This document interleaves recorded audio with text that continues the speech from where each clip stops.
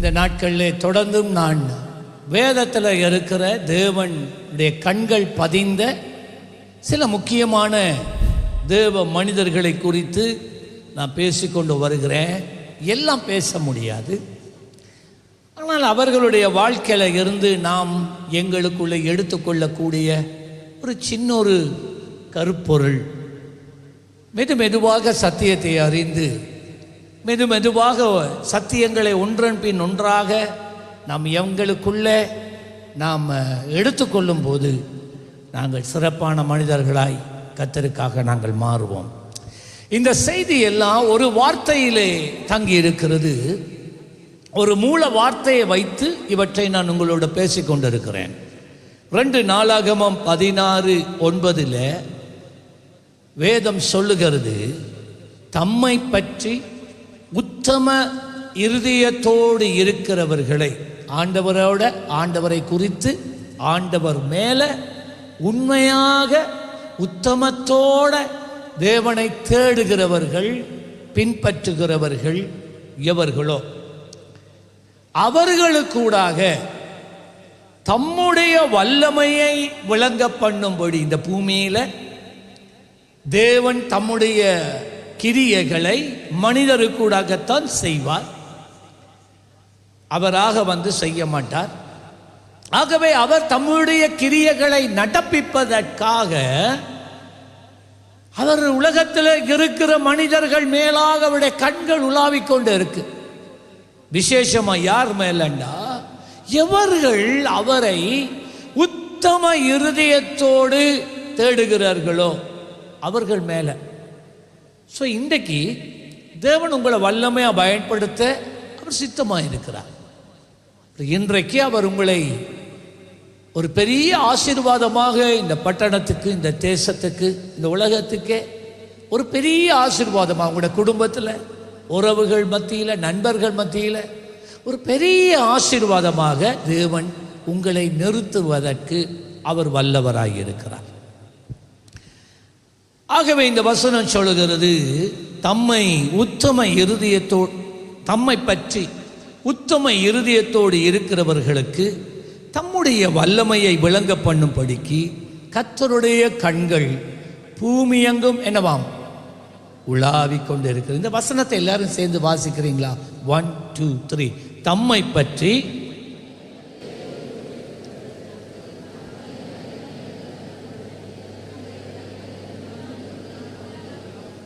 ஆமென், ஹல்லேலூயா, ஆமென். நீங்கள் அந்த ஒரு மனிதனாக மாறணும், நீங்கள் அந்த பிள்ளையாக மாறணும். நான் 13 வயதில் ஆண்டவருடைய கண்கள் என் மேலே பதிந்தது. 13 வயசு தேவன் என்னை அழைத்தார். இந்த பட்டணத்தில் எனக்கு ஊழியம் இருக்குன்றவர் சொன்னார். தேவன் மேலே ஆர்வம் இருந்தது, பக்தி இருந்தது, ஆனால் சரியாக அறிவு இல்லை. சரியாக பேச மாட்டேன், பாட மாட்டேன், ஒரு இசைக்கருவி இசைக்க தெரியாது, சரியாக பேச மாட்டேன். என்ன எல்லாரும் கொச்ச தமிழாண்டு தான் சொல்லுவாங்க. அப்படியா இருந்த நேரத்தில் நான் 13 வயசில் கர்த்தர் யாரும் என் மேலே கை வைக்கல, யாரும் எனக்கு தீர்க்க தரிசனம் உரைக்கல. ஒரு சிறுவர் கூட்டத்தில் நான் இருக்கின்ற போது, அதுவும் ஆக்களுக்குள்ளே இருக்க எனக்கு வெக்கம், பின்னுக்கு ஒளிஞ்சு இருந்த யாருக்குமே தெரியா நான் இருந்தது. தேவன் என்னோடு பேசினார். அழுத, ஒப்பு கொடுத்தேன், அவ்வளோதான். நான் சொன்னேன் ஆண்டவர்கிட்ட, ஆண்டவரே என்னால் உங்களுக்கு என்ன பிரயோஜனம்? எனக்கு வேதம் தெரியா, எனக்கு ஆக்களுக்கு முன்னால் நிற்க வெக்கம், சரியா ஒரு பாஷையும் பேச மாட்டேன். எல்லாம் பேசினா எல்லாம் தமிழ், சிங்களம், இங்கிலீஷ் எல்லாமே மிக்சராகி தான் வரும். பேசுனா ஒரு சென்டென்ஸ், ஒரு வாக்கியத்தை முழுமையாக சொல்லி முடிக்க மாட்டேன், கடைசி 2 சொல்லையும் விழுங்கிடுவேன். அப்படி தான் நான் இருந்தேன். ஆனால் அப்படி இருந்த என்னை அவர் தேடி வந்தார். என்ன இடத்துல என்ன இருந்தது? ஒன்றுமே இல்லை. ஒரே ஒரு காரியம் இருந்தது, தேவனுக்கான பக்தி இருந்தது, தேவனை தேடுகிற இருதயம் இருந்தது. அப்போ நான் சொன்ன, ஆண்டவரே நான் உமக்கு தருவதற்கு எனக்கு என்ன இருக்குது? அவ சொன்னா அது உண்ட வேலை இல்லை, நீ உன்னை எனக்குத்தா, நான் உன்னை பயன்படுத்துவேன். அப்போ நான் சொன்ன, ஆண்டவரே உம்மாலே என்னை பயன்படுத்த முடியுமானால் என்னை நான் தருகிறேன் என்றான். அவ்வளவுதான். ஒரு வருஷத்துக்குள்ள என்னுடைய அண்ணா கிட்டாரில் 3 கார்ட் சொல்லி தந்தார். 3 கார்ட். ஒரு வருஷத்தில் நான் கிட்டார் அடிக்க தொடங்கி என்ன எங்கள் மட்டக்களப்பில் சத்திய வசனத்தில் இருந்து வந்தவங்க கண்டுபிடிச்சி ஒரு வருஷத்தில் நான் அவங்களோட ரெக்கார்டிங்ஸுக்கு என்ன கூட்டி கொண்டு போயிட்டான். ரெக்கார்டிங்கில் 14 வயசில் கொழும்பில் ஸ்கூல் ஹாலிடேஸ் வரும்போது என்னை வந்து கூட்டிகிட்டு போயிடுவான். போனால் ரெக்கார்டிங்ஸுக்கு நான் சின்ன ஒரு ஆள், எனக்கு நோட்டேஷன் வாசிக்க தெரியா, ஆனால் அங்கே தான் கர்த்தர் என்னை கொண்டு போனான். ஒரு வருஷத்துக்குள்ள நான் எப்பொழுது ஆண்டவரை ஏற்றுக்கொண்டேனோ அப்பொழுது பரிசுத்த ஆவியிலே நிறைந்தேன், அந்நிய பாஷையில் பேசினேன். அந்த 13 வயசுலேயே என்னுடைய பாடசாலையில் சென்ட்ரல் காலேஜில் நான் எல்லாருக்கும் ஆண்டவரை பற்றி பேச தொடங்கினேன். என்னுடைய வாழ்க்கையில் ஒரு மாற்றம். அசம்பிளிஸ் எடுக்க தொடங்கினேன். தேவன் உங்களை பயன்படுத்த நீங்கள் உங்களை ஒப்பு கொடுத்தா அவரால் செய்யக்கூடாத காரியம் ஒன்றும் இல்லை. ஹல்லேலூயா. அவர் எங்களை மிஞ்சி அவர் பயன்படுத்துவார். ஆகவே தான் கர்த்தருடைய கண்கள் இந்த காலையிலும் உங்கள் மேலாக உலாவுகிறது. இந்த வரிசையிலே இன்றைக்கு தானியேலினுடைய வாழ்க்கையை குறித்து ஒரு சில குறிப்புகளை நான் உங்கள் மத்தியில் நான் வைக்க விரும்புகிறேன். தானியேல் எல்லாம் பேச முடியாது, தானியேலின் வாழ்க்கை முழுவதையும் நான் உங்களுக்கு சொல்ல முடியாது. ஆனால் ஒன்று அங்கே இங்கே ஒரு சந்தர்ப்பத்தை எடுத்து அவனுடைய வாழ்க்கை எதிலே கோர்க்கப்பட்டதா, இல்லாட்டி அவனுடைய வாழ்வின் மையப்பொருள் என்ன, அவனுக்குள்ள இருந்த விசேஷித்த தன்மை என்ன என்பதை மாத்திரம் உங்கள் மத்தியில் நான் காண்பிக்க நான் விரும்புகிறேன். தானியேல் 1ஆம் அதிகாரம் 3வது வசனத்தில், அப்பொழுது இஸ்ரவேல் புத்திரருக்குள்ள, நல்ல கவனிங்க, பைபிளை இப்போ தான் படிக்கணும், ராஜகுலத்தார்களிலும், ராஜகுலத்தார் கிங்ஸ்லி லைன், அதாவது ராஜாக்களோட சம்பந்தப்பட்ட உறவுகள், ராஜகுலத்தார்களிலும் துறை மக்களிலும் யாதொரு மாசும் இல்லாதவர்கள், வாழ்க்கை கிளியர் வாழ்க்கை, அழகானவர்களும் சகல ஞானத்திலும் தேறினவர்களும் அறிவில் சிறந்தவர்களும் கல்வியில் நிபுணரும் ராஜாவின் அரண்மனையிலே சேவிக்கத்தக்க திறமை உள்ளவர்களாகிய சில வாலிபர்களை கொண்டு வரும்படிக்கு, பிடித்து கொண்டு வரும்படிக்கு நேபுகாத்நேசார் மன்னன், ராஜா, பாபிலோனின் ராஜா, பாபிலோன் என்றால் அன்று பாபிலோன் என்று அழைக்கப்பட்டது தான் இன்றைக்கு இருக்கிற ஈராக் தேசம். சில சொல்லுகிறார்கள், ஆராய்ச்சியாளர்கள் சொல்லுகிறார்கள், தேவன் ஆதாம் ஏவாளுக்கு ஏற்படுத்தின ஏதேன் தோட்டம் இந்த ஈராக் தேசம் இல்லாட்டி பாபிலோன் தேசத்துக்கு அருகாமையில தான் இருக்குதாம் என்று. சரி, அதை விடுவோம். இந்த நேபுகாத்நேசார் அன்றைய வல்லரசு நாடாயிருந்த பாபிலோன் தேசத்தினுடைய ராஜாவாக இருந்தான். ஈவு இரக்கமற்றவன், பலசாலி, எல்லா அதிகாரமும் உடையவன், பலத்த இராணுவத்தை கொண்டிருந்தவன். நம்புவீங்களா? அவனுடைய நாட்களிலே அவன் பாபிலோனை சுற்றி இருந்த 127 நாடுகளோட யுத்தம் பண்ணி, அதில் ஒன்று இஸ்ரவேல் தேசம், யுத்தம் பண்ணி ஆக்கிரமித்து அவர்களுடைய ராஜாக்களை சிறைப்பிடித்து கொண்டு வந்து அவர்களை சித்திரவதைப்படுத்தி கொன்றான். ஒரு அடியா கொள்ளாம மெதுவா கொள்ளுவான். முதல் விரல்களை வெட்டுவான். கால் விரல்களை வெட்டினா கால் பெருவிரலை வெட்டினா ஒரு மனுஷனால நிற்க இயலாது. ஆகவே இந்த ராஜாக்களை கொண்டு வந்து கால் விரலை வெட்டிடுவான், பெருவிரலை. அப்போ அதுக்கு பிறகு உங்களால் நிற்க இயலாது. அவனுடைய கண்ணுக்கு முன்னால் அவனுடைய குடும்பத்தாரை கொண்டு வந்து கொடூரமாக அவர்களை டார்ச்சர் பண்ணி அவர்களை வேதனைப்படுத்தி அவர்களை கொலை செஞ்சுட்டு கடைசியாக இவன்ட கண்ணை பிடுங்கிடுவான். ஏன் தெரியுமா?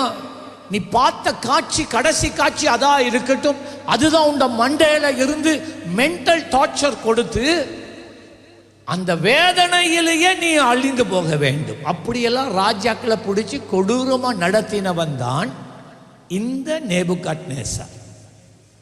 127 நாடுகளோட யுத்தம் பண்ணி அந்த 127 நாடுகளையும் தன்வசப்படுத்தினவன் தான் இந்த நேபுகாத்நேசர்.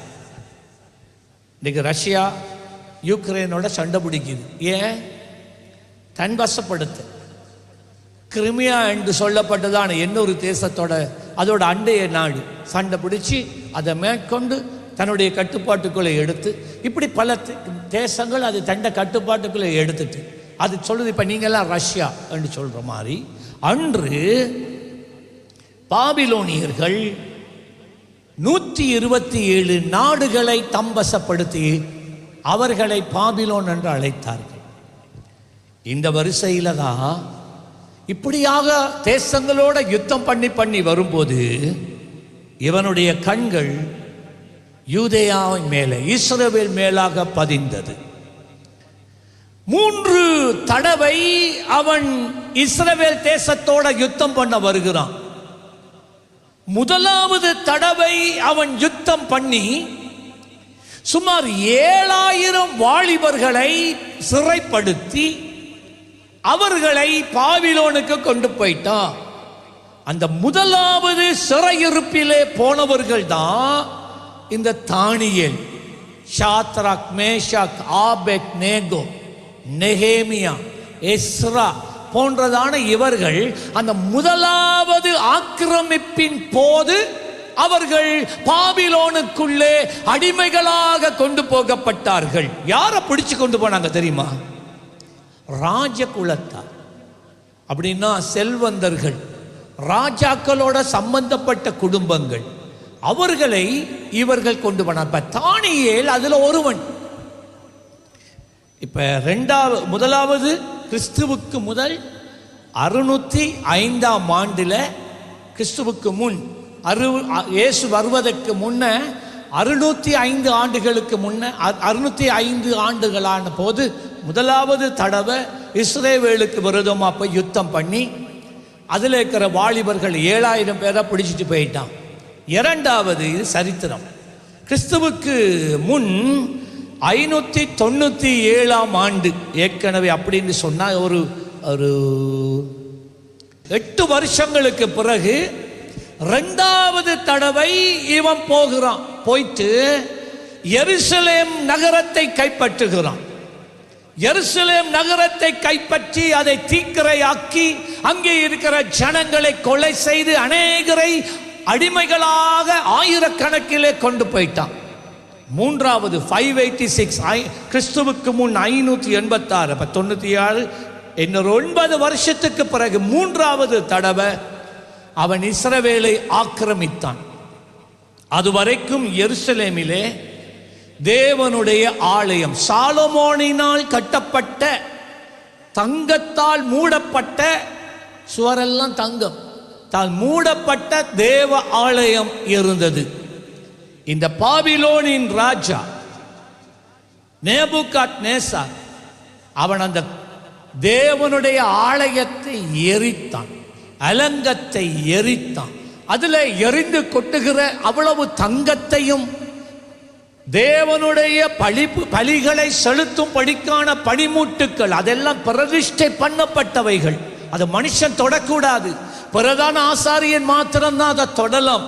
அந்த பனிமூட்டுக்களை கூட மூட்டையா கட்டி தேவனுடைய ஆலயத்தில் இருந்த பொன், வெள்ளி, விலையேற பெற்ற முத்துக்கள் எல்லாத்தையும் கொண்டு போய் பாபிலோன்ல இருக்கிற ராஜாவின் அரண்மனையில் இருக்கிற பண்டக சாலையில கொண்டு போய் சேர்த்துட்டான்.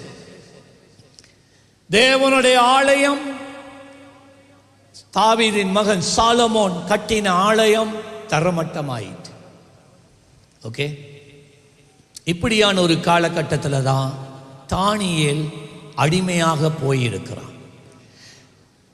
இப்ப 2ஆம் அதிகாரத்தில் 1ஆம் அதிகாரத்தில் 4 முதல் 7 வசனத்தில் தானியேல் அடிமையாக கொண்டு போகப்படுகிறான். இன்னும் மறக்க வேணாம், இவன் ராஜ குலத்தான் என்று சொன்னா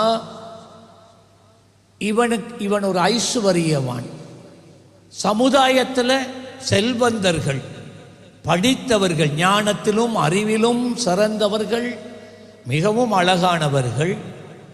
நேபுகாத்நேசார் இப்படிப்பட்டவர்களை ஏன் பிடிக்க சொன்னான் என்றால், அவன் அரண்மனையில் வேலை செய்வதற்கு, அவனுடைய அரசாங்கத்தில் வேலை செய்யறதுக்கு இந்த யூதர் வாலிபர்களை பிடிக்கிறான். யூத வாலிபர்கள் அவர்கள் மேல தேவனுடைய விசேஷித்த ஒரு ஆசீர்வாதம் இருந்துச்சு. பாருங்க, இன்றைக்கு பாருங்க, இதுவரைக்கும் இஸ்ரவேலுக்கு விரோதமாக எத்தனை நாடுகள் போராடுகிறது. ஆனாலும் சுற்றி இருக்கிற எல்லாம் பெரிய நாடுகள், இது ஒரு சின்ன நாடு, அது ஒரு தனி நாடாக இருந்து கொண்டு ஜெயித்து கொண்டு தான் இருக்கிறார்கள். இதுதான் தேவன் அவர்களுக்கு கொடுத்த ஆசீர்வாதம். இஸ்ரவேலை மேற்கொள்ள இயலாது. கடைசியாக ஒரு காலம் வரும், ஆமகடம் என்று சொல்லப்படுகிற ஒரு யுத்தம். நான் கடைசி காலத்தை பற்றி நான் சீக்கிரமாக ஒரு நாள் பேசுவேன். அந்த யுத்தத்துக்குரிய நாட்கள் ஆரம்பித்து கொண்டு இருக்கிறது, சீக்கிரம் வரப்போகிறது. அதுக்கு முதல் ரகசிய வருகை நடக்கும். அதுக்கு முதல் தேவனுடைய ஆலயம் கட்டப்படும். சரியா, அந்தி கிறிஸ்து வருவான். ஸோ இதெல்லாம் நடக்க போது மிகவும் சீக்கிரமாக கடைசி காலத்தினுடைய இயேசுவின் வருகை, ரகசிய வருகையினுடைய அடையாளங்கள் இப்படி நினைக்காத பிரகாரம் நிறைவேறி கொண்டு போகிறது. இனியும் காலம் செல்லாது. இவ்வளவு காலம் ஆண்டவருக்கு டுமிக்கி அடித்து திரிஞ்சது போல இனிமேலும் திரிய முடியாது. ஏனென்றால் எப்பையும் அந்த ரகசிய வருகை நடக்கலாம். உங்களுக்கு தெரியுமா, ஆண்டவருடைய ஒரு நியாய தீர்ப்பு தான் இஸ்ரவேலுக்கு. நான் இதை சொல்லணும். ஆண்டவர் எரேமியா தீர்க்கதரிசி கூடாக சொன்னார், இஸ்ரவேலருடைய பாவங்களின் நிமித்தம் பாபிலோனியர்களுக்கு நான் அனுமதி கொடுப்பேன். அவர்கள் வந்து உங்களை 70 வருடங்கள் சிறைப்படுத்தி அவர்களுக்கு நீங்க அடிமைகளாய் இருப்பீங்க என்று அவன் சொன்னான். தீர்க்க தரிசனம் உரைத்தான். இந்த தீர்க்க தரிசனத்தை எரேமியா உரைத்த போது அவனை வந்து அறைந்தார்கள். ஆசாரியர்கள் அறைந்தாங்க. அவனுடைய கையையும் காலையும் கட்டி தண்ணீர் இல்லாத ஒரு கிடங்குக்குள்ள போட்டாங்க. அவன் அந்த கிடங்குக்குள்ள இருக்கிற நேரம் அவன் சொன்ன தீர்க்க தரிசனம் நிறைவேறுகிறது. எல்லாரும் அடிமைகளா அரண்மனையிலிருந்து பிடித்து கொண்டு போகப்படுகின்ற போது தானியேல் எல்லாம் பிடிபட்டு போறான். அங்க வேலை செய்த ஒருவன் அரண்மனையில் இருக்கிற கேட்டு எல்லாத்தையும் பிடிச்சி அதை கட்டு கட்டி கீழே மேல ஒரு தொங்கலை கட்டிட்டு அப்படியே கீழுக்கு போட்டான். என்ற தண்ணி இல்லை, ஒன்னி இல்லை, சாவான் இல்லை, தீர்க்கதரிசி இல்லையாவா, நாம் எல்லாரும் அடிமைகளா போறோம், நாங்கள் எல்லாரும் சாக போறோம் என்று சொல்லிட்டு இவன் பாவம் ஏதோ கடைசி நேரத்தில் ஆகிலும் ஒரு நல்ல காரியத்தை செய்வோம் என்றுட்டு வெளியில அந்த கேட்டனை கட்டிட்டு அந்த கேட்டனோட பல கேட்டுங்களை ஒன்றாக சேர்ந்து கட்டி ஒரு துணியை அந்த ஆழமான கிடங்குக்குள்ள போடுறான். விட்டுட்டு போயிட்டான். எரேமியா இனி அதை பிடிச்சி கஷ்டப்பட்டு அந்த குழியிலிருந்து வெளியில வந்தான். பிரியமானவர்களே, எரேமியா எழுதின தீர்க்க தரிசன புத்தகத்தை எடுத்து வாசிங்க. எரேமியா உரைத்த அத்தனை தீர்க்க தரிசனங்களும், நான் திரும்ப சொல்றேன், எரேமியாவின் நாட்களிலே எரேமியா உரைத்த அத்தனை தீர்க்க தரிசனங்களும் எல்லாம் நிறைவேறி முடிஞ்சு. ஆமா, எல்லாம் நிறைவேறி முடிஞ்சு. ஒன்றாயிலும் நிறைவேறாம போகலை. அவன் தேவனுடைய ஒரு சிறந்த உத்தமமான ஒரு தீர்க்கதரிசியாக இருந்தான். அவன் சொன்னது அப்படியே நடந்துச்சு. சரி, போகட்டும். அவன் சொன்னது ஒன்றுதான், கல்தேயர்கள் வருவார்கள், பாபிலோனியர்கள் வந்து ஆண்டவர் அவங்களோட கையில் உங்களை ஒப்பு கொடுத்துட்டார், 70 வருஷம் நீங்க அடிமையில இருக்க போறீங்கன்னு சொன்னான். இந்த தேவாலயம் இடிக்கப்படும் என்று சொன்னான், எரிக்கப்படும் என்று சொன்னான். அப்படியெல்லாம் நடந்துச்சு. அப்ப இந்த தானியேல், ஷாத்ராக், மேஷாக், ஆபேத்நேகோ இவங்க எல்லாரும் உண்மையாகவே அவர்கள் ராஜ குலத்தை சார்ந்தவர்கள், செல்வந்தர்கள், நன்றாக படித்தவர்கள், கல்வி அறிவு உடையவர்கள், ஞானத்தில் சிறந்தவர்கள், வாழ்க்கையில ஒரு குறைவே இல்லாம வளர்ந்தவங்க தான் இவங்க. மட்டும் இல்லை, மிகுந்த தேவ பக்தி உள்ளவர்கள், யூத முறைமையின்படி வளர்க்கப்பட்டவர்கள்.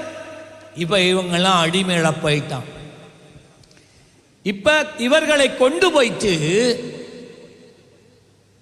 இந்த நேபுகாத்நேசார் சொன்னபடியே அவன் அரண்மனையிலே வேலை செய்யத்தக்கதாக முன்னே குறிக்கப்பட்ட இந்த குவாலிட்டிஸை உடையவர்களை வேறு பிரித்து 7000 பேர் கொண்டு போகப்பட்டாங்க. சொன்ன முதலாவது தரத்தில் ஒரு சிலரை மாத்திரம் வேறு பிரித்து இவர்கள் ராஜாவினுடைய அரண்மனையில் ஒரு பகுதியில் அவர்கள் 3 வருஷம், ராஜா சொல்லிட்டான், அதுக்கு பொறுப்பான அதிகாரத்தை 3 வருஷம் இவங்களை அங்க வச்சு அவங்கள நல்லா, நான் சாப்பிட்ற சாப்பாடை கொடுக்கணும், நான் குடிக்கிற ரசத்தை அவங்களுக்கு கொடுக்கணும், அவங்க நல்லா இருக்கணும், அவங்களுக்கு ஒரு குறைவு இருக்கக்கூடாது. 3 வருஷத்துக்கு பிறகு அவங்கள எனக்கு கொண்டு வந்து முன்னால நிறுத்தணும், நான் யார் என்ற அரண்மனையில் வேலை செய்வாங்க என்பதை நான் தெரிந்து கொள்வேன் என்றார். இப்ப தானியேலுக்கு என்ன நடக்குதுன்னு பாருங்க. நான் இந்த தானியேலை குறித்து பேசுறபடினால் தானியேலுக்கு என்ன நடந்ததுன்னு பாருங்கள். 1ஆம் அதிகாரம் 4 முதல் 7 வசனம். அவர்களுக்கு கல்தேயரின் எழுத்தையும், கல்தேயர் என்றால் பாபிலோனியர்களுடைய எழுத்தையும், பாஷை எழுத்து, எபிரேய பாஷை இல்லை, பாபிலோனியர்களுடைய பாஷை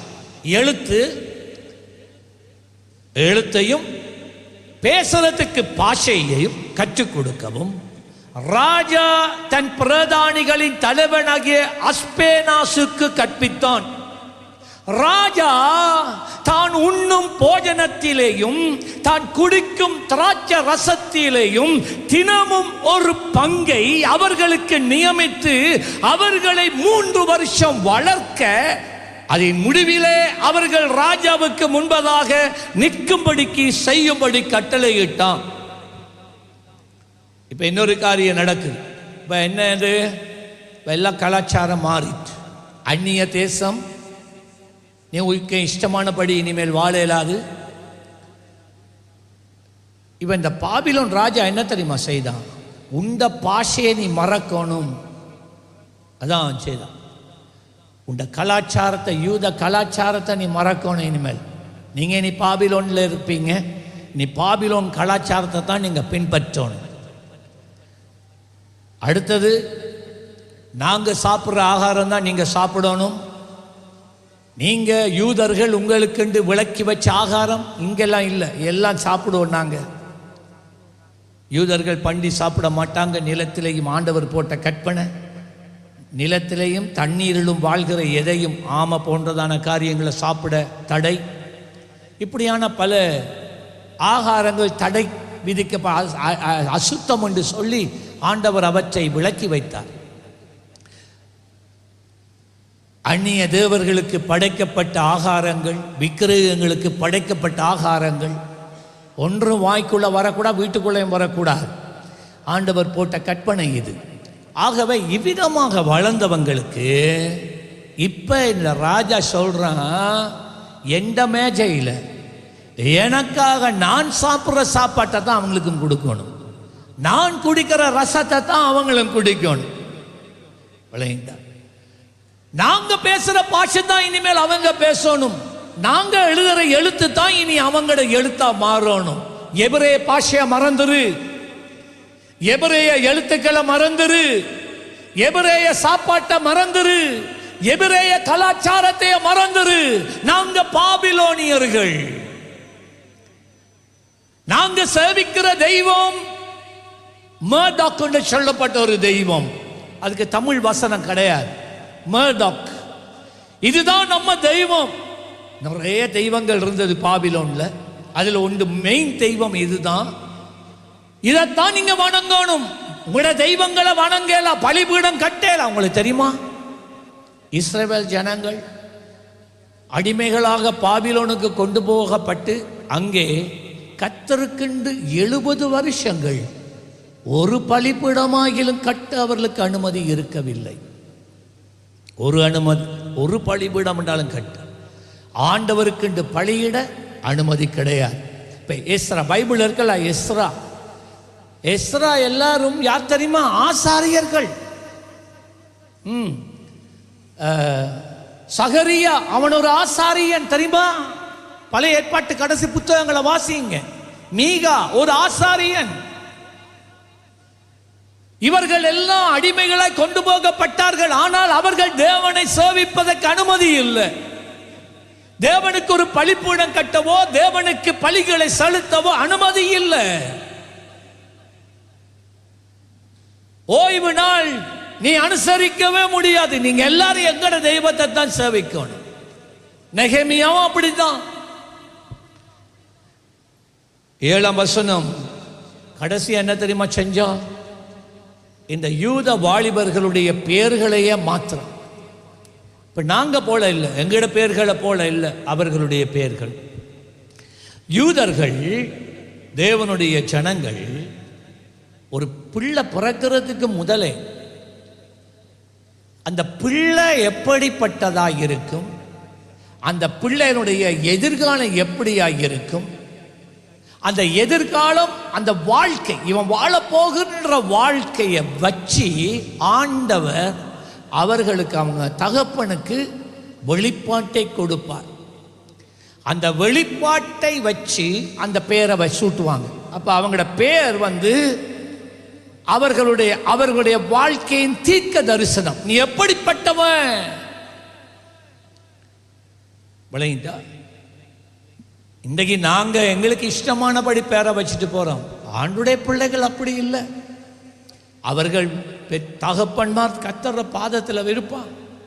பேசுங்க ஆண்டவரே, மனைவியின் கற்பத்தில் இருக்கிற இந்த குழந்தையினுடைய வாழ்க்கை எப்படிப்பட்டதாய் அமையும், இந்த குழந்தையினுடைய வாழ்க்கையில நீங்க வச்சிருக்கிற திட்டம் என்ன, ஆண்டவர் வெளிப்படுத்துவார்.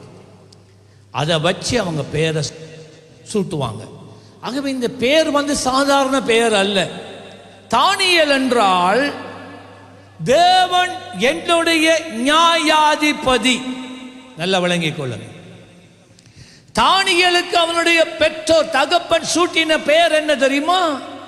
தானியேலுக்கு தேவன் அவன் குழந்தைய கற்பத்தில் இருக்கும் பொழுது அவனை குறித்து தேவன் அவனுக்கு அவனுடைய தகப்பனுக்கு கொடுத்த அவனுடைய எதிர்காலம் என்னண்டா, தீர்க்கதரிசனம் என்னண்டா, இவன் என்னுடைய கர்த்தர் எனக்கு நியாயாதிபதி. அதான் தானியேல் என்றால் அர்த்தம். இந்த நேபுகாத்நேசர் மன்னர் என்ன தெரியுமா செய்தான்? இந்த பேரை வச்சா இவன் விசுவாசத்தை விடமாட்டான். அவங்களோட தெய்வத்தின் மேல இருக்கிற விசுவாசத்தை விட்டுற மாட்டான். தங்களோட கடவுளை பற்றி நினைக்கிறத விடமாட்டான். ஆகவே இவன் பேரை மாத்தணும். எல்லா யூத வாலிபர்களுடைய பெயர்களை இந்த நேபுகாத்நேசார் மாத்தினான். என்ன பெயர்களை கொடுத்தான் தெரியுமா? அவர்கள் சேவிக்கிற தெய்வங்களுடைய பெயர்களை சாட்டினான். இந்த தானியேல் என்கின்ற பெயரை அழித்து பெல்தசாசார் என்று சொல்லி ஒரு பெயரை கொடுத்தான். பெல்தசாசார் என்றால் பால் தெய்வம் என்னை பாதுகாக்கிறது என்று அர்த்தமா. பாத்தீங்களா? பேரை கூட மாத்தினான், சாப்பாட்டை மாத்தினான், சூழ்நிலையை மாத்தினான், பேச்ச மாத்தினான், பாஷைய மாத்தினான், எழுத்த மாத்தினான், எல்லாத்தையும் மாத்திட்டான், பேரை மாத்திட்டான். ஆண்டவரை ஆராதிக்க முடியாது என்று சொல்லிட்டான். ஆனா இந்த தானியேல், ஷாத்ராக், மேஷாக், ஆபேத்நேகோ, நெகேமியா, எஸ்ரா இப்படி போன்ற அடிமைத்தனத்துக்குள்ளே இருந்த அநேக தேவனுடைய வாலிப பிள்ளைகள் அவங்க சொன்ன, நீ எல்லாத்தையும் மாற்றலாம், என் வாழ்க்கையில இருந்து எல்லாத்தையும் உண்ட கட்டுப்பாட்டை வச்சு மாற்றலாம், என் சூழ்நிலையே மாற்றலாம். ஆனால் அதுக்கு நான் அடிமைப்பட்டு போவது கிடையாது. நீ என் பெயரை மாற்றலாம், என்னுடைய உள்ளான மனுஷனை நீ மாற்றவே முடியாது என்று வைராக்கியமாக இருந்தார்கள். ஆமென் சொல்லுங்களேன். இந்த உலகம் அதைத்தான் நமக்கு செய்கிறது. பிள்ளைகள் தேவ பக்தியிலே வளர்க்கப்படுகிறார்கள். சண்டே ஸ்கூல்ல இருந்து தெய்வ பக்தியில் வளர்க்குறான். பிறகு அவங்க மாண்டிசரிக்கு போகல, ஒரு பிரச்சனை இல்லை. இந்த ஸ்கூலுக்கு போனதுக்கு பிறகு அவர்கள் டியூஷன் என்று நீங்கள் சின்ன வயசுல அனுப்ப தொடங்கினதுக்கு பிறகு பாருங்க, இந்த உலக வழக்கை என்ன செய்து அந்த பிள்ளைகள் ஞாயிற்றுக்கிழமை ஓய்வு நாள் பாடசாலைக்கு வரக்கூடாது, ஆராதனைக்கு வரக்கூடாது என்று ஞாயிற்றுக்கிழமை ஆராதனை நடக்கிற நேரத்தில் இவர்கள் டியூஷன் கிளாஸை போட்டு, நீ வரல அடுத்த கிளாஸுக்கு நீ வர முடியாது. நல்ல சார் ஆச்சே, நல்ல மாஸ்டர் ஆச்சே, பெஸ்ட், ஆனால் சர்ச்சுக்கு போக விடுறாங்க இல்லை.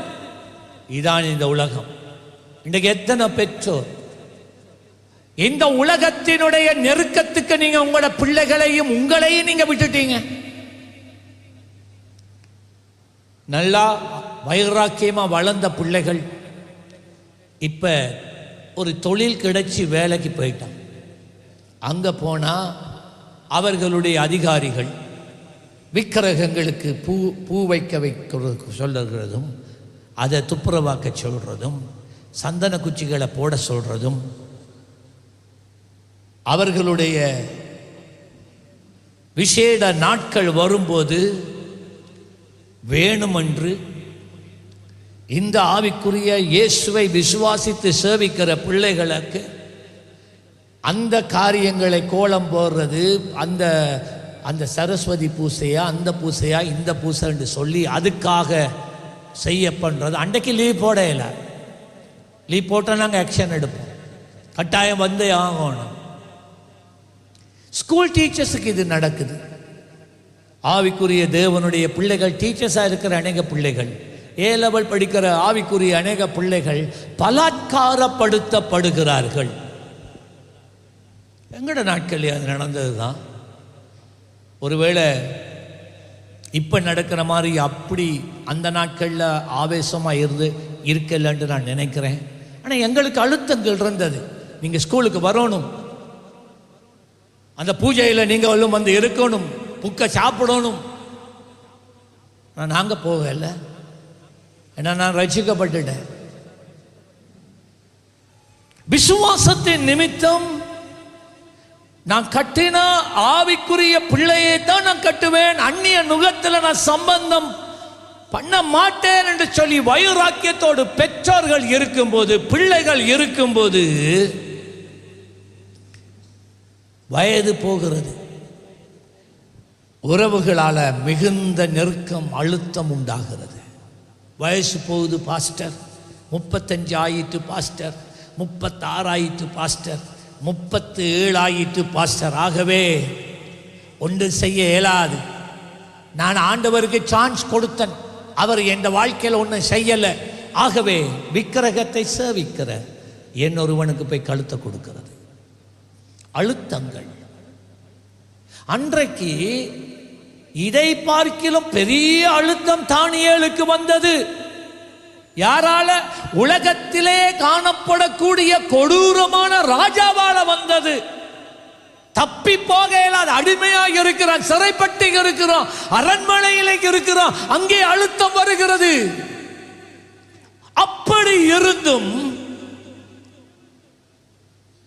இந்த தானியேல் தன் வாலிப பிராயத்தில் ஆண்டவரை விட்டு கொடுக்கவே இல்லை. இப்படிப்பட்ட தானியேல்கள் என்று வேண்டும். இப்ப ராஜா சொல்லிட்டால, நான் சாப்பிட்ற சாப்பாட்டை தான் நீங்க சாப்பிடணும். பாபிலோன்ல இருக்கிற ராஜாக்கள் அவர்களுக்கு ஆகாரங்கள் சமைக்கப்படுகின்ற போது அந்த ஆகாரங்கள் சமைக்க எடுக்க பயன்படுத்துகிற பொருட்கள் என்னது, இறைச்சியாக இருக்கட்டும், மீனாக இருக்கட்டும், கோழியாக இருக்கட்டும், என்னவா இருக்கட்டும், பண்டியாக இருக்கட்டும், அவைகள் அந்நிய தேவர்களுக்கு, இந்த மர்டாக் என்று சொல்லப்படுகிற பால் தெய்வங்கள், இப்படியான தெய்வங்களுக்கு படைக்கப்பட்டது. அதே நேரத்தில் சமைக்கப்பட்டதற்கு பிறகு அவர்களுடைய பூசாரிமார் வந்து சமைக்கப்பட்ட இந்த ஆகாரங்கள் மேல் தண்ணீரை தெளித்து கிரியை நடத்தித்தான் இந்த ஆகாரம் ராஜாவின் மேசைக்கு வருகிறது. அப்படியானால் இது அந்நிய தேவர்களுக்கு, விக்கிரகங்களுக்கு படைக்கப்பட்டது. இதை தானியேல் நன்கு அறிந்திருந்தான். ராஜாவினுடைய கட்டளை என்னண்டா, இவங்க 3 வருஷத்துக்கு எந்த சாப்பாடை சாப்பிடணும். ஆனா தானியேல் சொன்னா, எந்த பேரணி மாத்தலாம், எந்த பாஷையை மாத்தலாம், எந்த எழுத்தை மாத்தலாம், என்னுடைய கலாச்சாரத்தை மாற்ற யோசிக்கலாம். ஆனா என் விசுவாசத்தை நீ அசைக்கலாது, நான் இதை சாப்பிடலாம். அவன் தன் நேரா போனான் தன் அதிகாரிட்டு.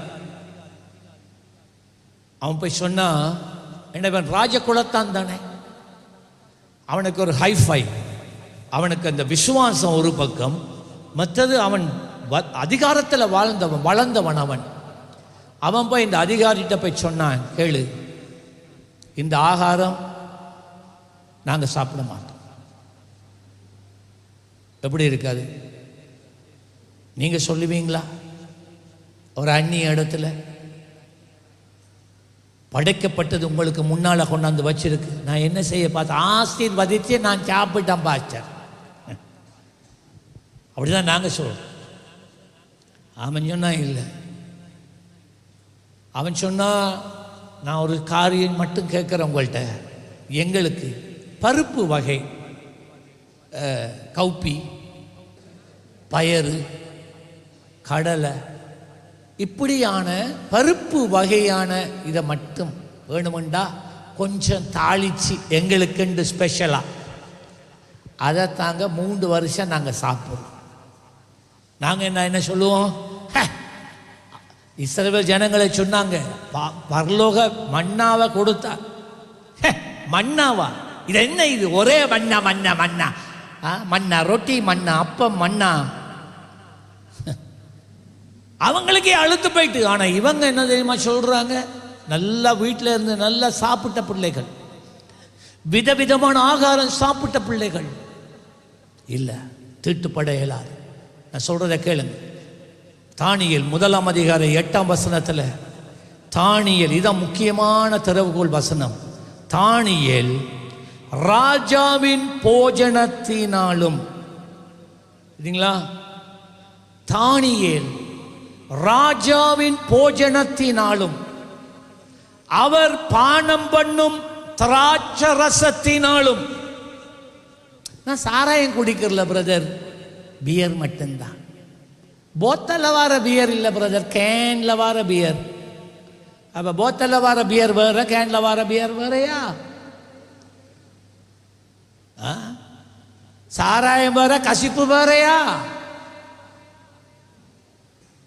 தானியேல் ராஜாவின் போஜனத்தினாலும் அவன் பானம் பண்ணும் திராட்சரசத்தினாலும் தன்னை தீட்டுப்படுத்தலாகாது என்று.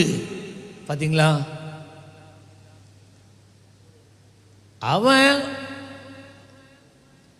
தெரியும், இதை நான் சாப்பிட்டா கர்த்தர் என்னோடு இருக்க மாட்டார், கர்த்தர் விலகிடுவார், அவருடைய அபிஷேகம் இருக்காது, அவருடைய வல்லமை இருக்காது, அவருடைய வெளிச்சம் எனக்கு இருக்காது, இருள் என்னை மூடிடும், சத்துரு என்னை மேற்கொள்றதுக்கு நான் ஈஸி டார்கெட்டாக மாறிடுவேன். ஆகவே நான் என்னை தீட்டுப்பட நான் விட மாட்டேன். அந்நியர்கள், தேவனை அறியாதவர்கள், அவர்களுடைய முற்பிதாக்கள் செய்த பாவங்கள், அக்கிரமங்கள், துன்மார்க்கங்களை அவர்கள் 3ஆம் 4ஆம் தலைமுறை வரைக்கும் ஆண்டவர் நியாயம் விசாரிப்பார் என்று வேதத்தில் இருக்கா இல்லையா? சொல்லுங்க. எல்லா மனிதரும், அவன் முஸ்லிமா இருக்கட்டும், தமிழாக இருக்கட்டும், சிங்களவராக இருக்கட்டும், யாராக இருக்கட்டும், எல்லா ஆண்டவர பார்வையில் ஜாதி கிடையாது, மதம் கிடையாது, பாஷை கிடையாது, எல்லாம் அவர பிள்ளைகள். நீங்க போயிட்டு அந்நிய நுகத்தில் பலரை கொலை செய்த ஒருவனுடைய பேர பிள்ளைய நீ லவ் பண்றா, நீ போய் தலையை கொடுக்குறா, கல்யாணம் கட்டுறா, உனக்கு தெரியாது அதுக்கு பின்னால இருக்கிற சாபம் 3ஆம் 4ஆம் தலைமுறை. உங்களுக்கு தெரியாம முன்னோர்களுடைய அந்த சாபங்கள் உங்கள் வாழ்க்கையை தொடருகிறது.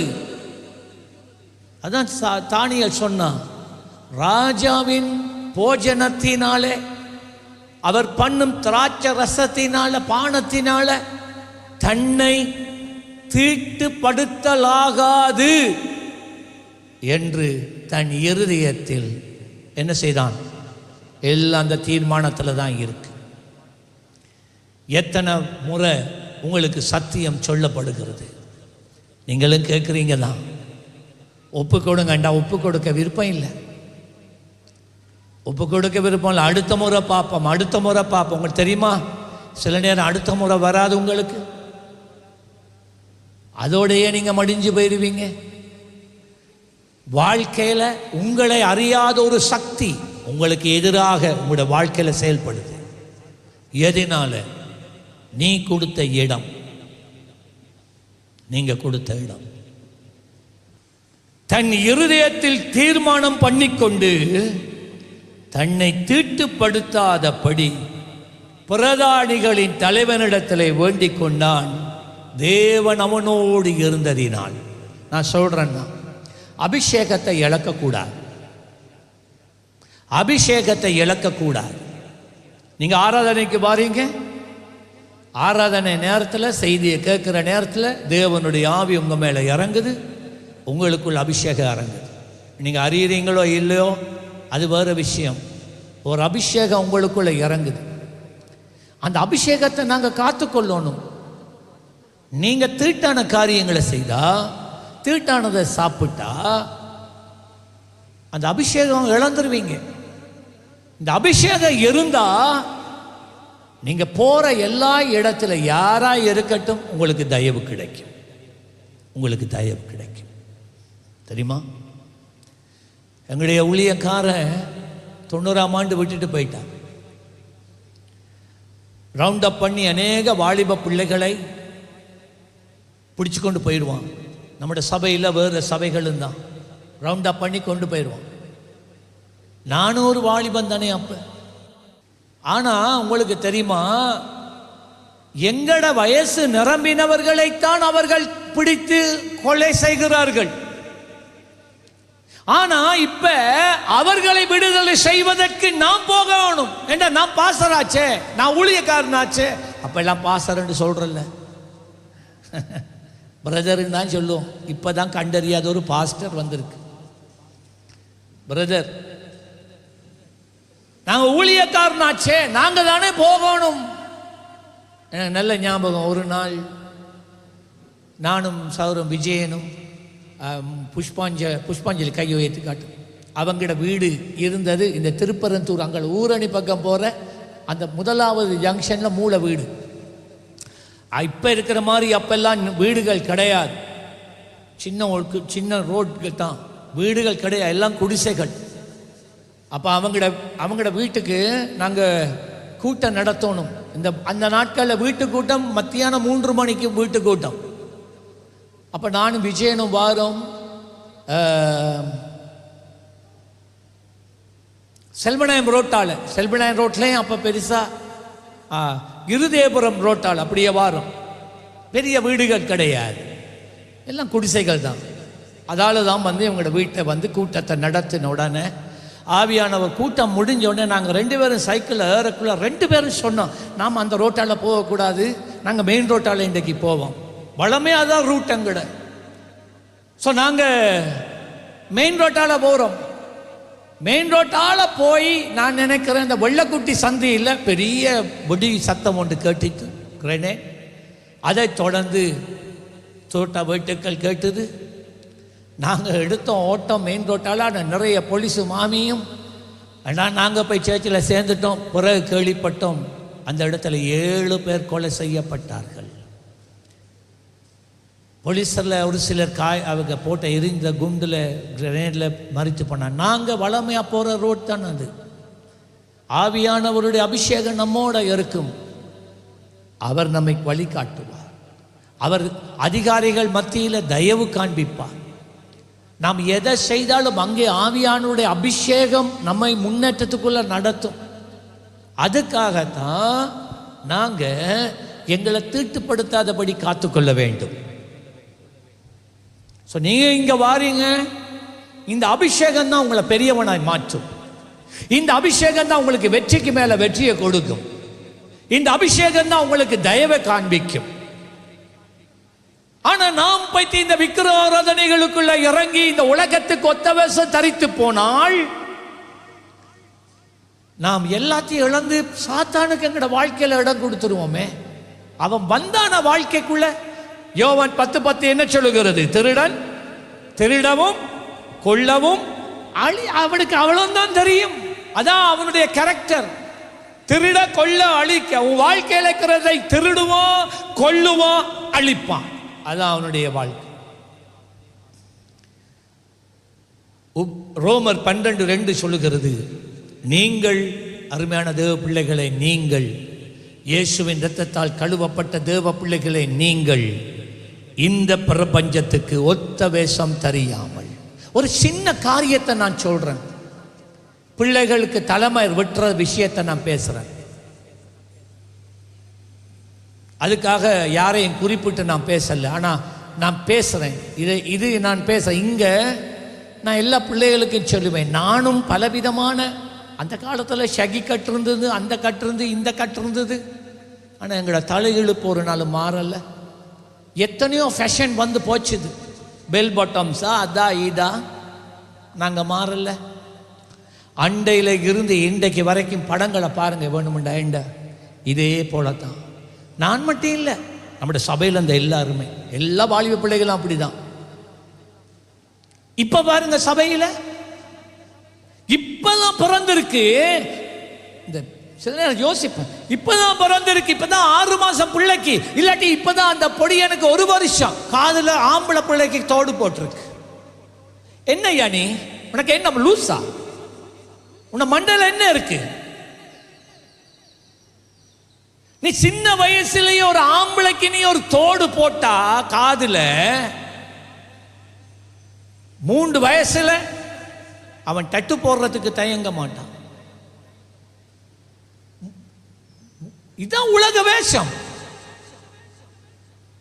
தலைமயிர போய் ஒழுங்கா வெட்ட தெரியுது இல்ல, டின்டின் போல சுத்தி வர வலிச்சிட்டு இங்க மட்டும் நிறைய காக்கா கூடு போல. என்னையா பிள்ளைகள்கிட்ட கேட்கிற, நீ நினைக்கிறியா நீ வடிவண்டு? உலக வேஷம், உலக வேஷம், உலக வேஷம். நீ உடுத்துற உட அப்படி இருக்கு. நீ எப்படி உடுக்கிற? பக்திமானுக்குரிய விதத்தில் உடுக்கிறியா? தீமோத்தேயுக்கு எழுதும் போது சொல்றான் பவுல், இந்த சபையில இருக்கிற ஸ்திரீகளை பார்த்து சொல்லு, ஒழுங்கா உடுக்கட்டாம்னு சொல்லு. நான் சொல்றான் ஒழுங்கா உடுக்கட்டான்னு சொல்லு. அதுக்காக சாரி போட்டு வாங்கன்னு சொல்லல, ஒழுங்கா உடுங்க. பிள்ளைகள் ஒழுங்கா தலைமேற விட்டுங்க. இந்த உலகத்துக்கு ஒத்த வேஷம் தரிக்காத. தானிகள் தரிக்கல்ல, சாத்ராக் மேஷாக் ஆபேத் நேகோ தரிக்கல்ல. ஏண்டா இப்படி வெட்டினி? வேர்க்குது, வேர்க்குது. அப்ப மண்டையில இவ்வளவு காக்கா கூடு போல மயிர் இருக்குது, அங்க வேர்க்குறோம் இல்லையா? அதுக்கு பதில் இல்லை, அதுக்கு பதில் இல்லை.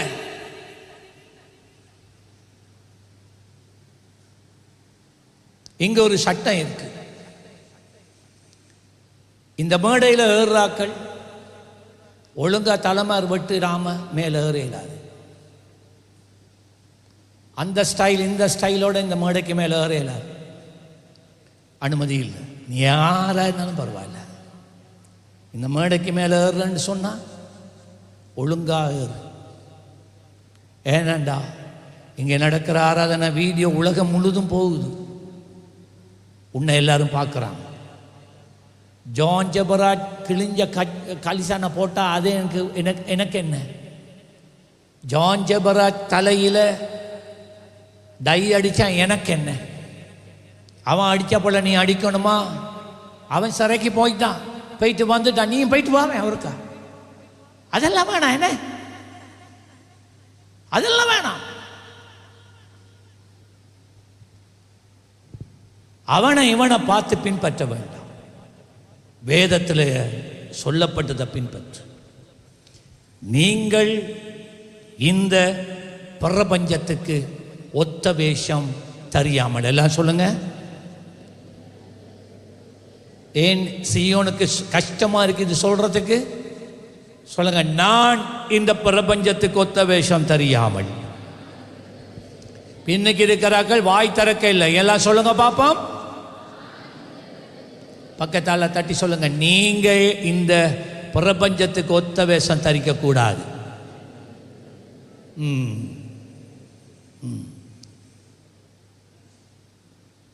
அந்த நாட்கள்ல ஆவிக்குரிய விசுவாசிகள் என்றால் பெரிய மரியாதை. ஒரு பக்கம் பரிகாசம் இருக்கு, பைபிள் கூட்டம் உண்டு. ஆனா என்ன ரவுண்டப்பா இருக்கட்டும், எவ்வளவு என்ன இருந்தட்டும், பைபிளா இவங்க பொய் சொல்ல மாட்டாங்க, இவங்க களவெடுக்க மாட்டாங்க, இவங்களோட வாயிலிருந்து தூசணம் வராது, இவங்க சண்டை பிடிக்க மாட்டாங்க, இவங்க பக்தி உள்ளவங்க. அதுதான் சாட்சி. இன்றைக்கு அது இருக்கா? இல்லை, அது இன்றைக்கு இல்லை.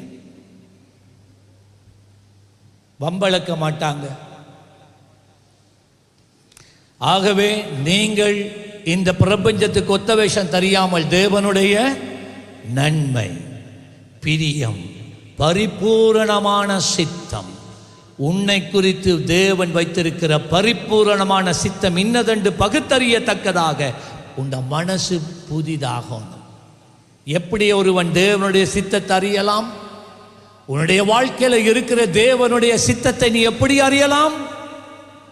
நீ ஆண்டவருடைய பிரசன்னத்தில் இருதயத்தை ஊற்றி உத்தமத்தோட நீ ஜெபித்தாள், ஆராதித்தாள், வேதத்தை வாசித்தாள், படித்தாள், தேவனோடு நேரம் செலவழித்தாள், அவர் உனக்காக வைத்திருக்கிற சித்தத்தை அவர் உனக்கு வெளிப்படுத்துவார். ஆமென். அவர் ஒரு ஆள் தான் ஆமென் சொல்றார். மற்றவங்களுக்கு ஆமென் வரலையா? தள்ளு ஸ்டார்ட். தானியேல் 2ஆம் அதிகாரம், இதோட நான் முடிக்க போறேன். தானியேல் 2ஆம் அதிகாரம் முதல் 13 வசனங்கள். அந்த கதையை நான் சொல்லிட்டு போறேன். ஒரு நாள் இந்த நேபுகாத்நேசார் மிகுந்த பயங்கரவாதி, சர்வாதிகாரி. அவனுக்கு இல்லாத அதிகாரமே இல்லை, எல்லாம் இருந்தது. அவனுக்கு என்ன வேணுமோ உடனே எடுக்கலாம். ஒரு நாள் தேவன் அவன் வாழ்க்கையில இடைப்பட்டான். இவன் அந்நிய தேவர்களை சேவிக்கிறான். சரியா? அந்நிய தேவர்களை சேவிக்கிறான். எத்தனையோ ஜனங்களை கொலை செய்து கொன்று குவிக்கிறான். அவன் போட்டதுதான் சட்டம். இப்படியான ஒரு நாள் இவன் நித்திரைக்கு போறான். நல்ல நித்திரை, கொரட்டை விட்டு இருந்தால் போல எழுப்பிட்டான்.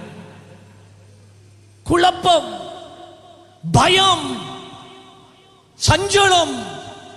ஒரு பக்கத்தால் இவன் அழுகிறான், இன்னொரு பக்கத்தால் அவன் கை காலெல்லாம் நடுங்குது.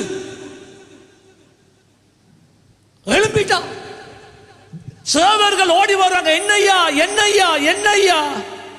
ஒன்றுமே பேசுறான், வாயிலிருந்து வார்த்தை வருதில்லை. ஒரு காரியத்தை மட்டும் சொன்ன, சொப்பனம் கண்டேன், சொப்பனம் கண்டேன், சொப்பனம் கண்டுட்டேன். நீங்க நினைக்கிறீங்களா ஆண்டவருடைய பிள்ளைகளோட மட்டும்தான் ஆண்டவர் சொப்பன வழியா பேசுவாரண்டு? தேவைப்பட்டா அந்நியனோடையும் ஆண்டவர் சொப்பனத்தில் பேசுவார். இவ்வளவு பெரிய ராஜா ஒரு சொப்பனத்தோட கலங்கி தவித்தான். இந்த சொப்பனத்தை அவன் கண்டதுமே இப்ப என்ன செய்யறான்னு தெரியாம இப்ப அவன் என்ன தெரியுமா சொன்னான்?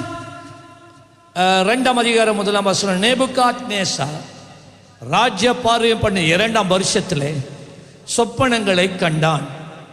அதனால் அவனுடைய ஆவி கலங்கி அவனுடைய நித்திரை கலைந்தது. அப்பொழுது ராஜா தன் சொப்பனங்களை தனக்கு தெரிவிக்கும் பொருட்டு சாஸ்திரிகளை, இவன் அந்நியன், சாஸ்திரிகளையும் ஜோசியரையும் சூனியக்காரரையும் கல்தேயர் என்றால் அங்கே இருக்கிற அந்நிய தேவர்களை பூஜை செய்கிறவர்கள் கல்தேயரையும் அழைக்க சொன்னான். அவர்கள் வந்து ராஜ சமூகத்தில் நின்றார்கள். ராஜா அவர்களை பார்த்து சொன்னான், ஒரு சொப்பனம் கண்டேன். அவங்கள பார்த்து சொன்னான், ஏய் நீங்க தானே ஞானிகள், நான் இரவு ஒரு சொப்பனம் கண்டேன். சொல்லுங்க ராஜா, சொல்லுங்க, அதுக்கு எனக்கு விளக்கம் வேண்டும். சரி ராஜா, என்ன சொப்பனம் கண்டீங்க சொல்லுங்க.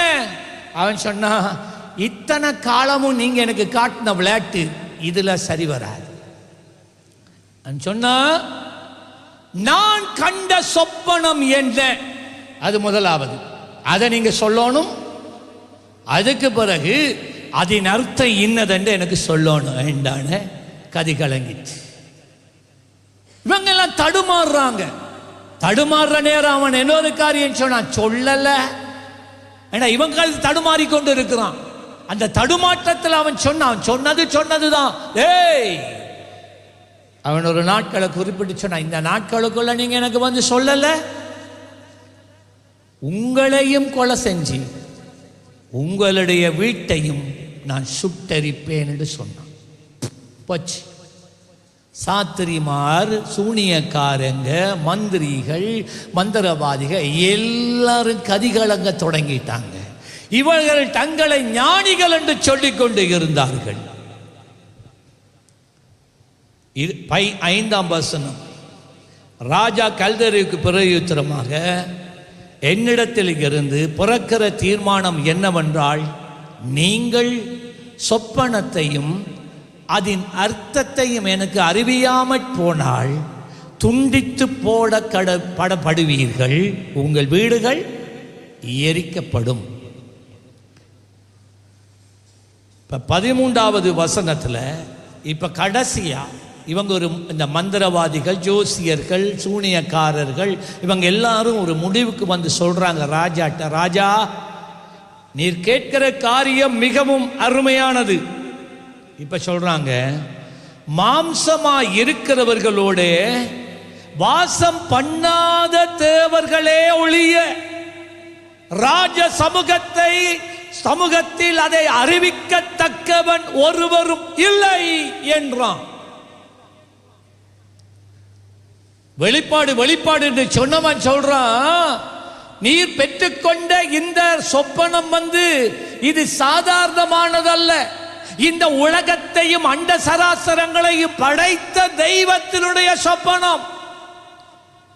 எங்களால அதை உங்களுக்கு சொல்லவோ இல்லை என்றால் அதனுடைய அர்த்தத்தை சொல்லவோ அந்த தெய்வம் எங்களோட பேசாது, வெளிப்படுத்தாது. போச்சு. இன்னொரு வேதத்தில் சொன்னாங்க, முடியாது. நான் சொல்ற கேளுங்க, உடைய வாழ்க்கை சில நேரங்களில் என்ன நடக்குதுன்னு தெரியாமல் இருக்கலாம். இல்லைன்னா அவங்களுடைய வாழ்க்கையில் ஒரு தீர்மானம் எடுக்க வேண்டிய ஒரு முக்கியமான ஒரு இடத்துல வந்து நிற்கிற போது ஆலோசனைக்கு நீங்கள் தேடுறீங்களா, ஆண்டவரே நான் என்ன செய்யணும், நான் எங்கே போகணும், நான் என்ன சொல்லணும், எனக்கு நீங்கள் வெளிப்படுத்துங்க. போகிறதா இல்லையா, செய்கிறதா இல்லையா, சொல்கிறதா இல்லையா, நீங்கள் பேசுங்க. ஆண்டவரிடத்தில் கேட்டா வேதம் சொல்லுகிறது, மறைப்பொருளை அவர் உனக்கு வெளிப்படுத்துவார். ஆமென் சொல்லுங்க. மறைப்பொருள் மனிதனாலே, ஜோசியராலே, சாத்திரம் சொல்லுகிறவர்களால, சூனியக்காரர்களினால, இந்த கல்தேயர் என்றால் பிசாசுகளை சுடலையில கொண்டு போய் பிசாசுகளை எடுத்து செயல்படுத்துகிறவர்களால ஒரு நாளும் இந்த வெளிப்பாடு நல்ல சரியான ஆலோசனைய உனக்கு கொடுக்க முடியாது. தேவனுடைய வாழ்க்கையில ஒரு காரியத்தை செய்து கொண்டு இருந்தால், நீ இந்த உலகத்தில் சொல்லப்பட்டவர்களிடத்துக்கு நீ போனா, அஞ்சனம் பார்க்கிறவர்கள் குறி சொல்லுகிறவரிடத்துல போனா, நீ போக தேவையில்லை, பேப்பரில் பார்க்கலாம். இப்போ ஃபோனுக்கே வருதான்னு கேள்விப்பட்டேன். நீ போய் அந்த நம்பர், இந்த நம்பர், அந்த இது, இந்த ஏடு, என்ன எத்தனையாவது திகதியில் பிறந்த அந்த நம்பர், ராசி பலன், பிறந்த உடனே அம்மம்மா மேல எடுத்து வைக்கிற என்னது ஜாதகம், ஜாதகத்தையா தூக்க போறீங்க? ஒரு நாளும் நீங்க காணவே மாட்டீங்க, ஆண்டவர் வெளிப்படுத்தவே மாட்டார். தேவனுடைய ரகசியத்தை இந்த உலகத்தில் இருக்கிற ஞானிகளாலோ, மந்திரவாதிகளாலோ, சூனியக்காரராலோ, அஞ்சனம் பார்க்கிறவர்களாலோ ஒரு நாளும் அந்த ரகசியத்தை உங்களுக்கு சொல்ல முடியாது. ஆண்டவர் மாத்திரம்தான், ஆண்டவருடைய ஊழியர்களுக்கு மாத்திரம்தான் தேவன் அதை வெளிப்படுத்துவார். ஆமென் சொல்லலாம். எத்தனை பேர் விசுவாசிக்கிறீங்க? அது அல்லேலூயா.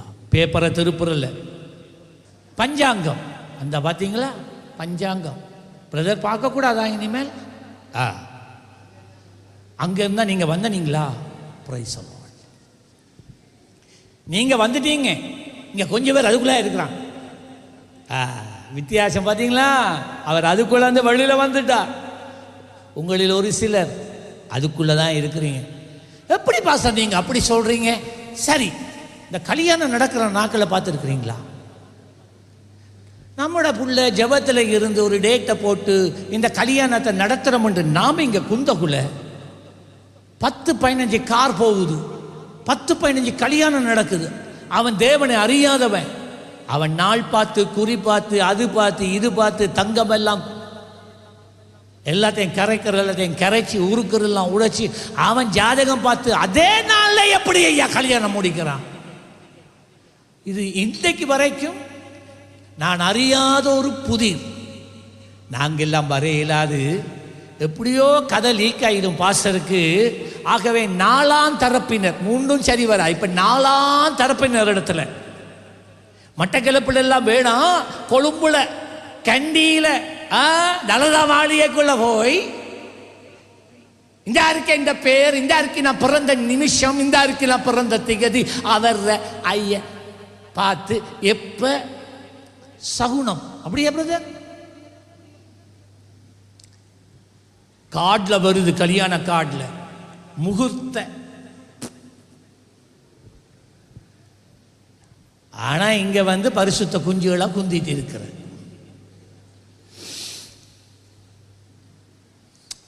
இவங்க என்ன தெரியுமா சொன்னாங்க? எங்களால முடியாது. ராஜா உடனே கட்டளையை விட்டாங்களே, கொல்லுங்கடா இந்த ஞானிகள் எல்லாரையும் போய் கொல்லுங்க. கொல்லப்பட தொடங்கிட்டான். பாபிலோன்ல இருந்த சூனியக்காரர்கள், மந்திரவாதிகள், அஞ்சனம் பார்க்கிறவர்கள், ஞானிகள் என்று சொன்னவர்களை ஒன்றொன்றா வெட்டி குவிச்சது மாத்திரமல்ல, அவர்களுடைய வீடு, அவருடைய குடும்பங்கள் அழிக்கப்படுகிறது. எதற்காக? ராஜா கண்ட கனவை சொல்ல முடியாதபடினால. இப்ப எங்க தெரியுமா அது வருது? தானியேல் காலடிக்கு வருது. ஏனென்றால் தானியேல் இன்னும் அடிமையாத்தான் இருக்கிறான். ஆனால் தானியேலுக்குள்ள இருந்த விசேஷத்தை அவர்கள் கண்டுவிட்டார்கள். பாத்தீங்களா?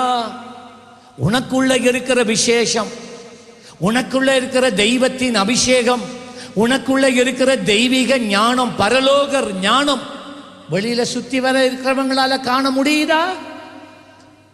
உனக்குள்ளே இருக்கிற வெளிச்சத்தை சூழ இருக்கிறவர்கள் காண ஆரம்பித்திருக்கிறார்களா? இவன் போய் இப்பதான் அடிமையாக இருக்கிறான். அதுக்குள்ள அவனை கண்டுபிடிச்சிட்டான். இவனும் ஒரு ஞானி, இவன் பேசுறதெல்லாம் ஞானம் உள்ள வார்த்தை, இவன் சொல்றதெல்லாம் நடக்குது. இப்ப என்ன தெரியுமா செய்றாங்க? தானியேலை போய் கொல்லுவோம் என்று தானியேலை கொலை செய்வதற்கு சாத்ராக், மேஷாக், ஆபேத்நேகோவை கொலை செஞ்சு அவர்களை அழிக்கிறதுக்கு இந்த ராணுவம் போயிட்டு. இதை தானியேல் கேட்ட உடனே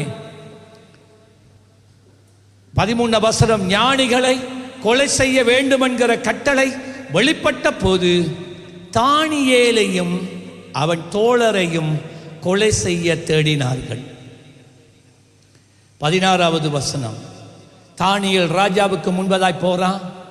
அவன் சொன்னான், ராஜா, இந்த நீர் கண்ட சொப்பனை இன்னதென்றும் அதன் அர்த்தம் இன்னதென்றும் என்ற தெய்வத்துக்கு தான் தெரியும் என்று அவர் தான் உங்களுக்கு கொடுத்திருக்கிறார். அதை நான் பெறணும்ண்டா எனக்கு கொஞ்சம் தவணை தரணும். நான் அவருடைய பாதத்தில் கொஞ்சம் நேரம் செலவழிக்கணும், ஆராதிக்கணும். அப்போதான் அவர் பேசுவார்ண்டா. ராஜா உத்தரவு கொடுத்தார். ஓகே, எத்தனை நாள் வேணுமோ எடு. தானியேல் என்ன செய்கிறான் தெரியுமா? 17ஆம் வசனத்திலிருந்து 19 வசனம் வரையில் அவன் தன்னுடைய நண்பர்கள் சாத்ராக், மேஷாக், ஆபேத்நேகோ அவனோடு பிடிப்பட்டு வந்த வாலிபர்களை தண்ட வீட்டுக்கு கூட்டிக் கொண்டு போய் அவர்கள் ஜெபிக்க ஆரம்பிக்கிறார்கள். ஆமென் சொல்லுங்களேன். இப்படி தான் ஐயா தேவனிடத்தில் இந்த ஆலோசனை பெற. நீ ஜெபிக்காம, நீ வேதம் வாசிக்காம, தேவனோடு நேரம் செலவழிக்காம தேவனிடத்தில் இருந்து வெளிப்பாட்டை நீ பெற்றுக்கொள்ள முடியாது. உட்காருகிறார்கள். பாருங்க, ஆண்டவருடைய வெளிப்பாடு எப்படி வந்தது தெரியுமா? 17ஆம் வசனம். தானியேல் தன் வீட்டுக்கு போய் தானும் தன் தோழரும் பாபிலோனின் மற்ற ஞானிகளோட கூட அழியாதபடிக்கு இந்த மறைப்பொருளை குறித்து பரலோகத்தின் தேவனை நோக்கி இரக்கம் கேட்கான்.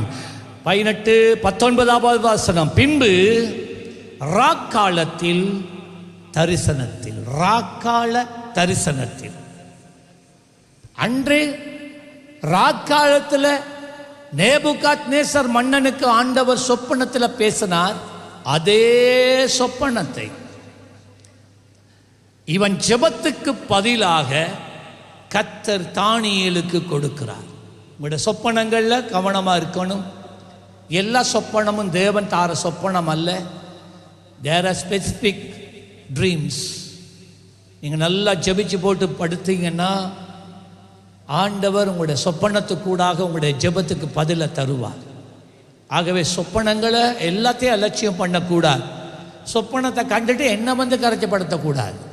சொப்பனத்தை கொடுத்த தேவனிடத்திலேயே நீங்கள் பதிலை கேட்டு பெறணும். விளங்கிட்டாது? ஹலோ, விளங்கிட்டாது?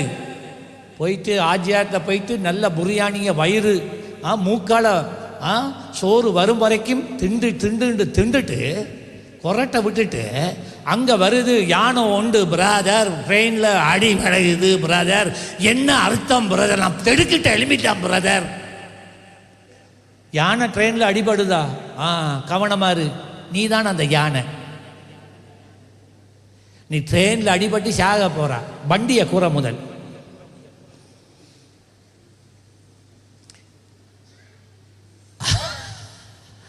நீங்க ஜெபிச்சா ஆண்டவர் பதில் கொடுப்பார்.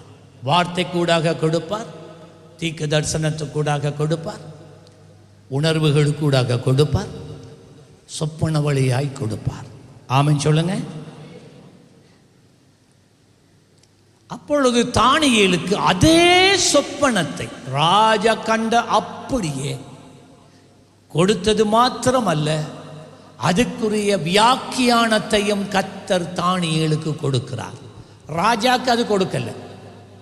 ராஜாக்கு கலக்கம் உண்டாயிற்று. தானியேலுக்கு தேவன் அதன் வியாக்கியானத்தை கொடுத்தார், வெளிப்பாட்டை கொடுத்தார். அதன் அர்த்தம் என்ன, என்னத்தை கண்டார். தானியேல் போகிறான் ராஜாவின் இடத்துல. ராஜா வாழ்க. எஸ் மகனே, சொல்லு தம்பி. நான் கண்ட சொப்பனத்துக்கு பதில் வந்துட்டா. நான் கண்ட சொப்பனத்தை உன்னால சொல்ல முடியுமா? என்னுடைய ஆண்டவர் உங்களுக்கு கொடுத்த சொப்பனத்தை அவர் எனக்கும் கொடுத்தார். நான் சொல்றதை கேளுங்கள் என்றார். நீங்கள் ஒரு பெரிய ஒரு உயரமான ஒரு சிலை, ஒரு மனித சிலையை கண்டீர்கள். அந்த சிலையிலுடைய தலையில இருந்து மேல் வரைக்கும் தங்கத்தினால், பொன்னால் ஆனது. அதன் பின்பதாக அந்த கழுத்தும் அடிப்பகுதியில இருந்து மார்பு வரைக்கும் கைகள் முழுவதும் வெண்கலத்தால் ஆனதாய் இருந்தது. அதன் பின்பதாய் அந்த கைகளும் அந்த மார்பு பகுதிக்கு கீழாக முழங்கால் வரைக்கும் அது வெண்கலத்தினால் இருந்தது. அடுத்தது அவன் சொன்னான், அந்த முழங்காலுக்கு கீழே பாதம் வரைக்கும், பாதம் இல்லாத கணுக்கால் வரைக்கும் அது இரும்பினால் ஆனதாய் இருந்ததை நீங்க கண்டீங்க. அதனுடைய பாதங்கள் இரும்பினாலும் களிமண்ணினாலும் கலந்த பாதங்களாய் அது இருந்தது. இப்போ நீங்கள் அந்த சொப்பனத்தில் இந்த பெரிய உருவத்தை பார்த்து கொண்டு இருக்கும்போது, மனிதனுடைய கைகளினாலே செதுக்கப்படாத ஒரு கல்லு ஒரு உயர்ந்த மலையில இருந்து உருண்டு வருகிறதை கண்டீர்கள். அந்த கல்லு வந்து இந்த சிலையின் கால்களை மோத அந்த சிலை நிலத்திலே விழுந்து அது தவிடு பொடியாயிற்று. சரியா ராஜா? தம்பி, நான் கண்டதை அப்படியே சொல்றியே தம்பி. என்ன தம்பி என்னுடைய அர்த்தம்? அவர் சொன்னா, என்னுடைய அர்த்தம் இதுதான். இன்றைக்கு நீங்க ஒரு அருமையான ராஜா. இது ஒரு பொற்காலம். பாபிலோன் உலகத்தை ஆளுகின்ற ஒரு காலம். அதுதான் அந்த தலையில இருந்து இருக்கிற, அந்த கழுத்திலிருந்து தலைவரையில் இருக்கிற பொன்னான தலை. அது உங்களை குறிக்கிறது. சீக்கிரமாக உங்களுடைய காலம் முடிகிறது. பாபிலோனை இன்னொரு தேசம் மேற்கொள்ளும். இதே போல அவன் சொன்னது போல கிறிஸ்துவுக்கு முன் 612 இருந்து 539 வரைக்கும் பாபிலோன் உலகத்தை ஆண்டது. அதோட பாபிலோனின் காலம் முடிஞ்சு. அதுக்கு பின்பதாக வருகிறது இந்த தோள்பட்டையில் இருந்து கைகள், நெஞ்சு, அது வெண்கலத்தால் உண்டானது. அது வந்து மீதியா பெர்சியர்கள் அசாரியர்கள், அவர்கள் இந்த உலகத்தை ஆளுவாங்க. நீங்க இல்லை, நீங்க அவுட். அதுக்கு பிறகு அவர்கள் தான் மீதிய பெர்சியர்கள் உலகத்தை ஆழ்வார்கள். அவன் சொன்னபடியே கிறிஸ்துவுக்கு முன் 539 இருந்து 331 வரைக்கும் மேடோ பெர்ஷியன், மீதிய பெர்சியர்கள் இந்த உலகத்தை ஆண்டார்கள். அதுக்கு பின்பதாக இந்த மார்புக்கு கீழே இருந்து முழங்கால் வரையில அது பிராஸுக்கு என்ன சொன்ன, வெண்கலம். அப்படியா? வெண்கலம். அது கிரேக்கர்கள், ரோமர்களுடைய காலம் என்று சொன்னான். ரோமர்கள் ஆளுவார்கள், மன்னிக்கவும், கிரேக்கர்கள் ஆளுவார்கள் என்று சொன்னான். கிரேக்கர்கள் 330 கிறிஸ்துவுக்கு முன் 331 இருந்து 168 வரைக்கும் அவர்கள் தான் வல்லரசு நாடாக இருந்தது. அதன் பின்பதாக அவன் சொன்னான், இந்த முழங்கால இருந்து கால் வரைக்கும் அது இரும்பினால் ஆனது. மிகவும் கொடூரமானவர்கள். அதுதான் ரோமர்களுடைய ஆட்சி காலம். கிறிஸ்துவுக்கு முன் 168 இருந்து இயேசு கிறிஸ்துவுக்கு பின் 476 ஆண்டு வரைக்கும் ரோமர்கள் தான் இந்த உலகத்தை ஆண்டார்கள். அவர்கள்தான் அதன் பின்பதாக கட்டப்பட்ட தேவனுடைய ஆலயத்தை எரித்தார்கள், எருசலேமை சுட்டெரித்தார்கள். இயேசு இந்த உலகத்தில் வாழ்ந்த காலத்திலே இந்த உலகத்தை ஆண்டவர்கள் ரோமர்கள். சொன்னது அப்படியே நடக்குது. யாருக்கு இந்த வெளிப்பாடு வந்தது? அந்நிய ராஜாக்கு. கடைசியாக கால் பாதங்கள் அது களிமண்ணாலும் இரும்பும் கலந்த ஒரு பாதம். இரும்பும் களிமண்ணும் ஒன்றோட ஒன்ற சேருமா? சொல்லுங்க, சேருமா? சேராதா? சேராது. இதுதான் இன்றைக்கு இருக்கிற ஐக்கிய நாடுகள். அலைண்டா அதுக்குள்ளேயே ஒரு ஆள் ஒரு சண்டை. அந்த ஐக்கிய நாடுகளுக்குள்ளதான் அமெரிக்கா இருக்கு, சீனா இருக்கு, ரஷ்யா இருக்கு, இந்தியா இருக்கு, பாகிஸ்தான் இருக்கு. இந்த ஐக்கிய நாடுகளுக்குள்ள ஈரான் இருக்கு, இஸ்ரேல் இருக்கு, 10 நாடுகள் இருக்கு. ஒன்றோட ஒன்றை சண்டை பிடிச்சிட்டு இருக்கிறான்ல. பாதம்தான், ஆனால் ஃபிட் இல்லை, நிற்காது. கடைசியா இப்போ இந்த நாட்களில் தான் நாங்கள் இப்போ வாழ்ந்து கொண்டு இருக்கிறோம். கடைசி எங்கடா அந்த இருக்கு, we are here. இந்த கடைசி நாட்களில் இருக்கிறோம். ஐநாவின் கதை முடிகிற நாள் வருது. அந்த கல்லு வந்து ஆண்டவராகிய இயேசு கிறிஸ்து. அவர் சீக்கிரம் வருகிறார். ராஜ்யங்களை கவிழ்ப்பார். அவர் ராஜரீகம் பண்ணுவார். கரங்களை தட்டி ஆண்டவருக்கு நன்றி சொல்லுங்கள். அப்பொழுது 2ஆம் அதிகாரம் தானியேல் 46 முடிக்கிறேன். அப்பொழுது ராஜாவாகிய நேபுகாத்நேச்சார் முகங்குப்புற விழுந்து தானியேலை வணங்கி, யாரு? இந்த ராஜா. யாருக்கு முன்னால முகங்குப்புற விழுந்தா? அடிமையான இந்த தானியேல் மேல. அடிமை இல்லையா? அதுதான் நான் சொல்றேன். உனக்குள்ள உன் அபிஷேகத்தை நீ காத்து கொண்டா, உனக்குள்ள இருக்கிற பரிசுத்தாவின் வல்லமை நீ காத்து கொண்டா, உனக்குள்ள இருக்கிற அழைப்பையும் விசுவாசத்தையும் நீ காத்து கொண்டாள், எவர்கள் உனக்கு எதிராக நிற்கிறாங்களோ, சில நேரம் அவங்க தான் உன்னை சிறப்படுத்தியே இருக்கலாம், உன் காலடியில் வந்து நீ விழுவான். நான் சொல்றதை கேளுங்க, காலடியில் வந்து விழுவான். விளங்கிட்ட நான் என்ன சொல்றேன்னு?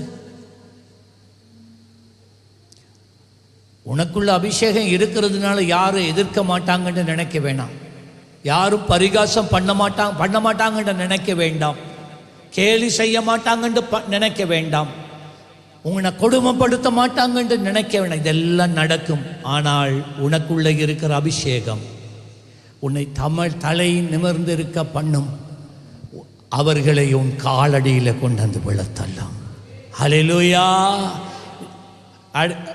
47 ராஜா தானியேலை நோக்கி, இந்த மறைப்பொருளை வெளிப்படுத்தினபடியினால் மெய்யாய் உங்கள் தேவனே தேவர்களுக்கு தேவனும் ராஜாக்களுக்கு ஆண்டவரும் மறைப்பொருள்களை வெளிப்படுத்துகிறவருமாய் இருக்கிறார் என்றார். பின்பு ராஜா தானியேலை பெரியவனாக்கி, அபிஷேகம் உன்னை பெரியவனாக்கும். உனக்குள்ள இருக்கிற அந்த வல்லமை உன்னை பெரியவனாய் மாற்றும். பொறுமையாயிரு. பிரதிஷ்டை பண்ணப்பட்ட வாழ்க்கை வேணும். அதுதான் அந்த ரகசியம்.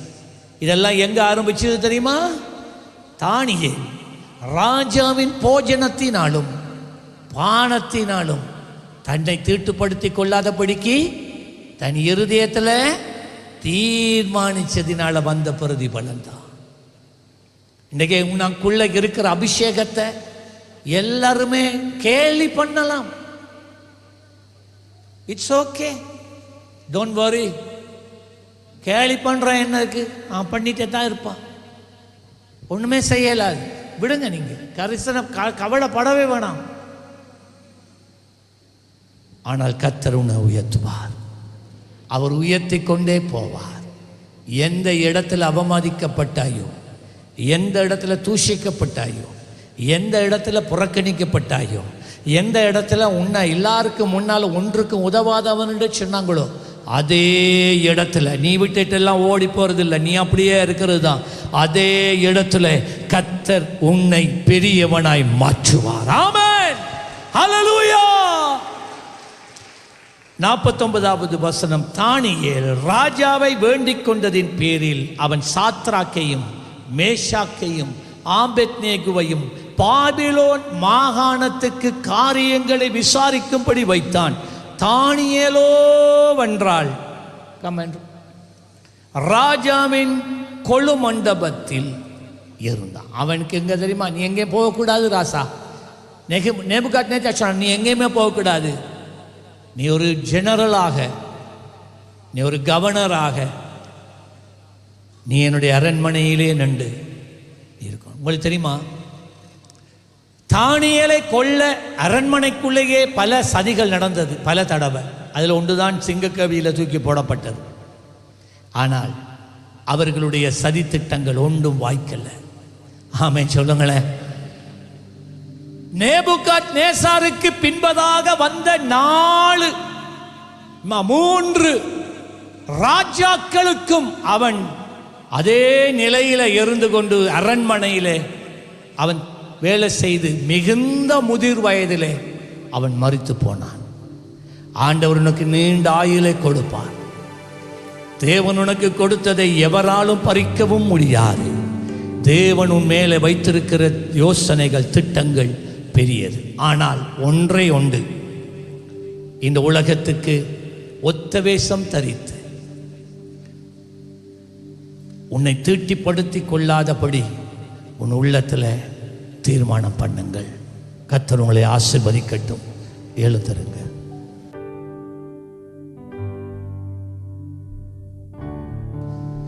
என் மேல் நினைவாய் இருப்பவரே, என்னை விசாரிக்கும் தெய்வமே,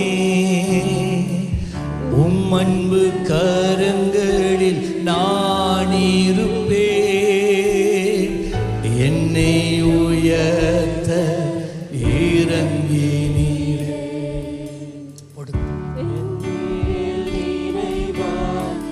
இருப்பவரே, என்னை விசாரிக்கும் தெய்வமே, உம் அன்பு கரங்களில் நான் இருப்பேன். என்னை உயர்த்த இறங்கி நீரே. கைவிடா கல்மலையே, உம்மை நான் நேசிக்கிறேன். கைவிடா கல்மலையே, உம்மை நான் நேசிக்கிறேன். உம் அன்பு கரங்களில் நான் இருப்பேன். என்னை உயர்த்த இறங்கி நீரே. உம் அன்பு கரங்களில் நான் இருப்பேன். என்னை உயர்த்த இறங்கி நீரே. என்று உங்களில் அநேகர் தானியேலைப் போல உங்களுடைய சித்தத்துக்கு எதிராக, உங்களுடைய விருப்பத்துக்கு எதிராக பலாத்காரப்படுத்தப்பட்டு அநீதிகள் விளைவிக்கப்பட்டு நீங்கள் மிகவும் தேவனை மறுதலிக்க அதிகமா நீங்க நெருக்கப்பட்டு கொண்டு இருக்கலாம். ஒருவேளை இதுக்கு மேலால என்னால நிற்க முடியாது ஆண்டவரே என்று கூட நீங்க சொல்லலாம். ஆனால் ஆண்டவர் உன்னை ஒரு நாளும் கைவிட மாட்டார். சோதனையை சகிக்கக்கூடிய அளவுக்கு தான் அவர் உனக்கு கொடுப்பார். சகிக்க முடியாத நேரம் வரும்போது அவர் ஃபீல்டுக்குள்ளே இறங்கிடுவார். உன் சூழ்நிலை நடுவில் இறங்குவார். ஹல்லேலூயா. இதே தானியேல் தான் சொன்னான், நம்முடைய தேவன் காலங்களையும் சமயங்களையும் மாற்றுகிற தெய்வம். உன் காலங்கள் உன் சமயங்களை மாற்றுகிற தெய்வம் இந்த தெய்வம்தான். ஆகவே ஆண்டவரே எனக்கு உதவி வேணும், எனக்கு என்னோட உன்னத பலன் வேண்டும். தானியேலைப் போல இந்த உலகத்துக்கு உத்தவேசம் தெரியாமல் என் பிரதிஷ்டையை காத்துக்கொள்ள நான் விரும்புகிறேன். எனக்குள்ள நீங்க தந்திருக்கிற அந்த அழைப்பு அபிஷேகத்தை நான் விட்டு விடாதபடி, அதை தீட்டுப்படுத்தாதபடி, அதை சுத்தமாக காத்துக்கொள்ள நான் விரும்புகிறேன். எனக்கு உதவி செய்ய சொல்றாக்கள் முன்னே வாருங்கள். உங்களுக்காக நாங்கள் சீக்கிரம் ஜெபித்து இதை முடிக்க போறோம். எனக்கு எதிரான எண்ணங்களை அழித்து உமது திட்டத்தையே நிறைவேற்றி முடிப்பவரே.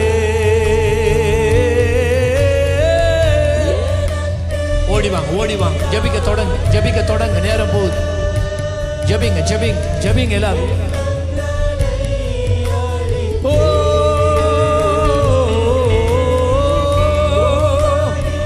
Ribakanda nama koralanda, eleboho rabahandi alandona namago. Yes Lord, umakai waluve,